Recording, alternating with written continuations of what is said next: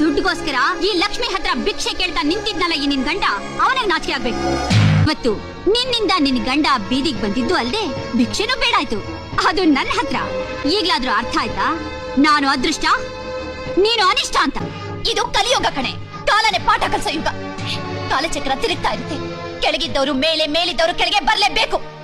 ಇದೆಲ್ಲ ಹೀಗೆ ಇರಲ್ಲ ಕಣೆ. ನೆತ್ತಿ ಮೇಲೆ ಏರೋ ಸೂರ್ಯ ಸಂಜೆ ಆಗ್ತಿದ್ದ ಹಾಗೆ ಮುಳುಗ್ಲೇಬೇಕು. ಆರೋ ದೀಪ ಆರೋಗಕ್ ಮುಂಚೆ ಜೋರಾಗಿ ಉರಿಲೇಬೇಕು. ಈ ನಿನ್ನ ಅಹಂಕಾರಕ್ಕೆ ನೀನು ಈ ಜನ್ಮದಲ್ಲಿ ಅನುಭವಿಸ್ಬೇಕು. ಇದೇನಿದು?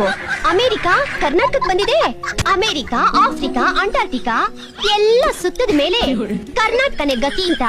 ಪಾಪ ನೀನು ಸೇರ್ಬೇಕಾದ ಜಾಗಕ್ಕೆ ಸೇರ್ಬೇಕಾದ ರೀತಿಲೇ ಬಂದು ಸೇರಿದ್ಯಾ. ಕೆಲವರು ಹುಟ್ಟಿದ ತಕ್ಷಣ ಅದೃಷ್ಟನ ತಲೆ ಮೇಲೆ ಹೊತ್ಕೊಂಡ್ ಬರ್ತಾರೆ ಅಂತ ನಮ್ಮಪ್ಪ ಹೇಳ್ತಿದ್ರು. ಆದ್ರೆ ಈ ಮಟ್ಟದ ಅದೃಷ್ಟ ಅಂತ ನನಗ್ ಗೊತ್ತಿರ್ಲಿಲ್ಲಮ್ಮ.